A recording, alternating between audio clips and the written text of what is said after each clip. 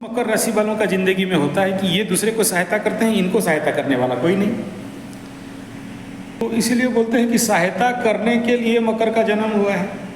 लेकिन किसी का सहायता का इंतजार अगर आप कर लिए तो आप फंस गए। किसी के इंतजार मत करिए, अपने दम पे जितना होता है, अपने हाथों से जितना होता है उतना करिए। और इस समय क्या है ना, मकर राशि आप हो और आपका राहु मीन राशि का राहु है। तो इस समय आपका राहु के ऊपर राहु आया हुआ है, और जब इस समय राहु के ऊपर आपका राहु चल रहा है तो चलेगा, क्योंकि राहु को एक्टिवेट कर दिया है। और इस समय गुरु बृहस्पति में राहु का अंतर्दशा है, तो अंतर्दशा होने के कारण राहु एक्टिव, सुपर एक्टिव। और आपके कुंडली के राहु के ऊपर आकाश का राहु आया है, तो राहु और एक्टिव। लेकिन प्रॉब्लम क्या है, गुरु के घर में है, अच्छा देगा मानता हूँ, लेकिन गुरु से द्विद्वादश है। गुरु महादशा में राहु का अंतर्दशा, गुरु कुंभ का गुरु है, राहु मीन का गुरु, गुरु के घर में राहु बैठा, उस राहु के ऊपर आकाश का राहु आया है। गुरु महादशा में राहु का अंतर्दशा है। सिनेरियो को समझ लीजिए, सिनेरियो को समझ लीजिए। ये बड़ा पेचीदा मेथड है। मतलब गुरु को अगर दशानाथ को अगर हम लग्न बनाते हैं, धन के स्थान में राहु बहुत अच्छा फल देता है, अच्छा धन देता है, सब कुछ अच्छा कराएगा, मना नहीं है। चंद्रमा से मकर राशि से तृतीय में है और बम के है, बढ़िया है, घूम रहे हो घूमो, ठीक है। परंतु समस्या कहाँ है कि मेष लग्न है। मेष लग्न के लिए राहु कभी भी कारक नहीं है, और कारक नहीं होने के कारण द्वादश में होने से आपको दंड दिला देगा उल्टा। राहु हो गया उल्टा ग्रह, और ये उल्टा प्लैनेट कभी कभार आपको तो लगेगा कि मैं सही कर रहा हूँ, कोर्ट कचहरी माली मकदमा, उसको बेल, इसको पकड़ाओ, उसको धराओ, वो वकील, अच्छा बात है। लेकिन जब कभी भी थोड़ा सा गलती किए और बैकफायर किया, आपके अगेंस्ट में 8-10 दफा उल्टा लग जाएगा।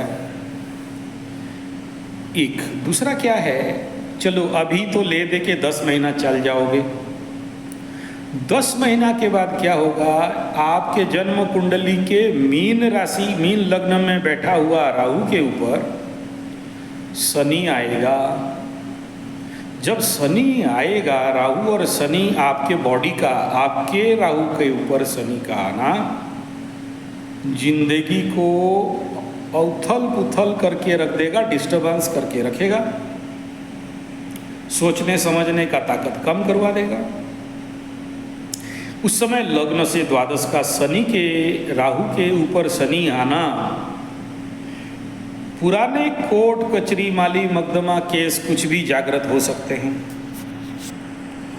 तो यहाँ पर 2.5 साल शनि रहेगा, मार्गी बकरी, और उसके समय बाकी 8 ग्रह इसको क्रॉस, 7 ग्रह, 5 ग्रह क्रॉस करेंगे।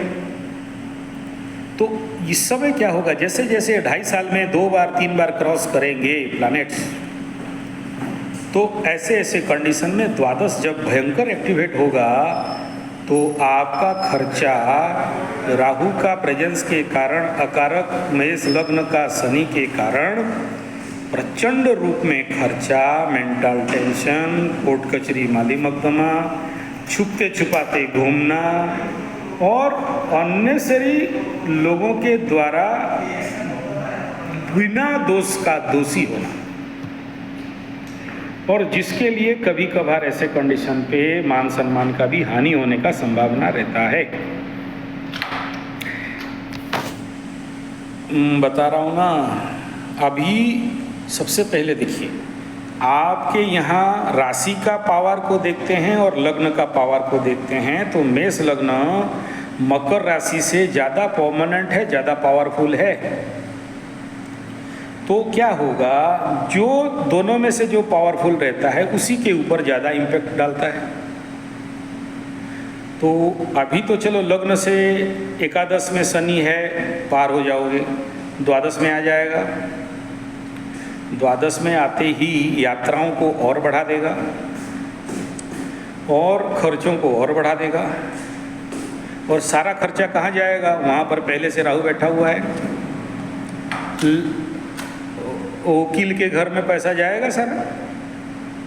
तो मैं कहूँगा कि इस समय ये जो भी कर रहे हो आप, इन सभी को थोड़ा सा ब्रेक डालिए।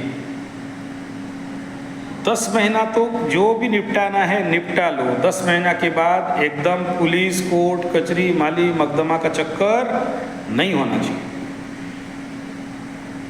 नहीं, 10 महीना आपका फेवरेबल पीरियड है। 10 महीना के बाद इन मैटर में फेवरेबल नहीं रहेगा।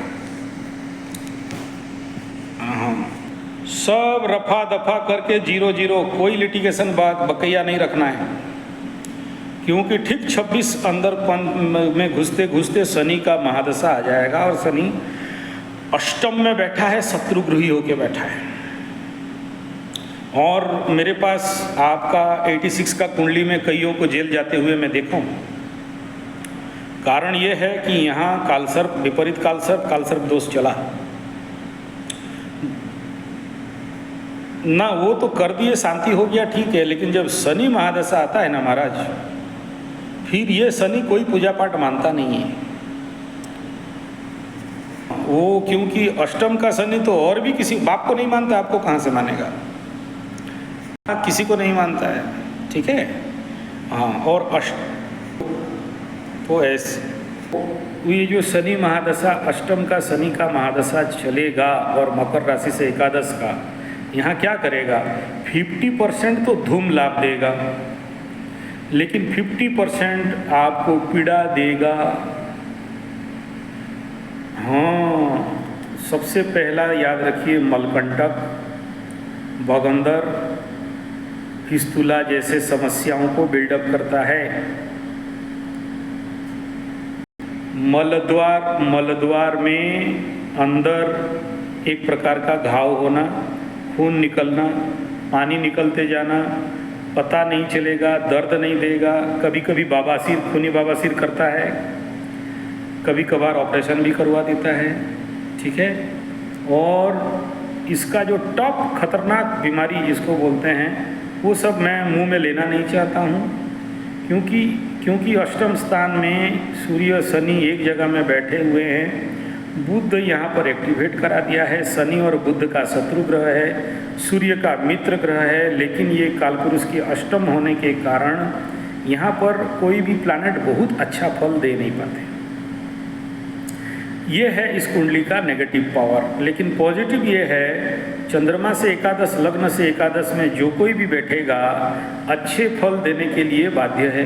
आपका प्रश्न ये है कि मैं राजनीति में सफल क्यों नहीं हो पा रहा हूँ, राजनीति में मुझे आगे बढ़ना है। तो देखिए महाराज, राजनीति का तो कुंडली है ही, ये कुंडली को आंख मूंद के बोलेंगे कि राजनीति वाला कुंडली है, तो ऑलरेडी आप हाफ पेंट कंपनी में तो हो, ठीक है। तो हाफ पेंट कंपनी में अगर हो, ऐसे कंडीशन में यहाँ अगर आप ग्रोथ चाहते हो तो याद रखिए, अपना लेवल पे अपना काम खुद करना पड़ेगा। तो क्या करना, दूसरे के भरोसा वाले कभी राजनीति में सक्सेस नहीं हो पाते।